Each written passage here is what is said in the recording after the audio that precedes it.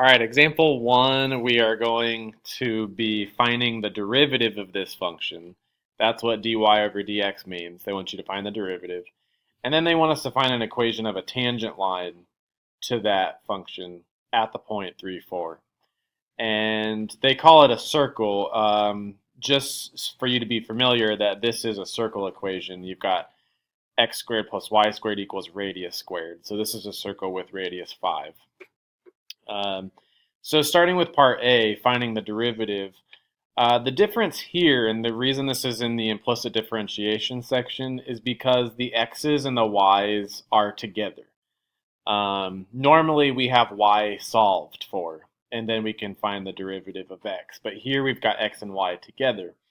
So this wants us to find the derivative of y with respect to x. Derivative of y with respect to x. Another way of writing that is y prime. So that's usually an easier way to look at it. And so if you see y primes in the problem, it's because I don't really want to use dy over dx. This is just more complicated to look at, but they mean the same thing. So because the x is on the bottom, this is telling you what you're differentiating. So we're finding the derivative with respect to x. So we're going to differentiate x as normal. We're also going to differentiate y as normal, but because we're differentiating with respect to x, and here we're doing a derivative of y, we have to add a y prime to the problem. So every time you do derivative of y, it'll get a y prime next to it. And you'll see what I'm talking about as we do it. So part A, as we do the derivative of x squared is 2x. We take one away, so x to the first, plus derivative of y squared is 2y. But like I said here, we just did derivative of y, and it's supposed to be with respect to x. So now we have to add a y prime to it. That's the extra thing.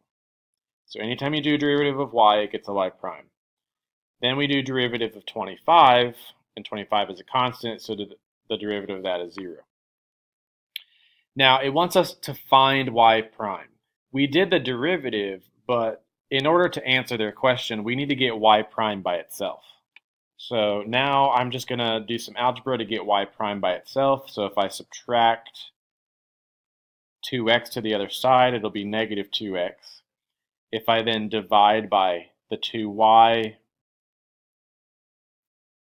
I can reduce.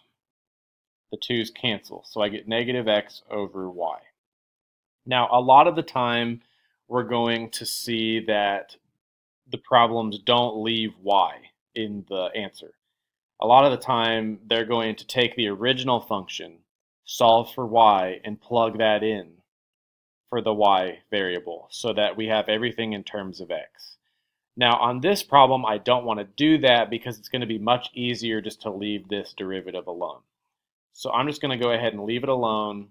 My answer is negative x over y. This is dy over dx, or y prime. I just like y prime better because it's easier to look at. Now, that's part A. Part B then wants us to take this derivative and use it to find the equation of the tangent line. So remember, derivatives are just slope. And that's what I've got here. I've got a derivative, and they want us to find the slope.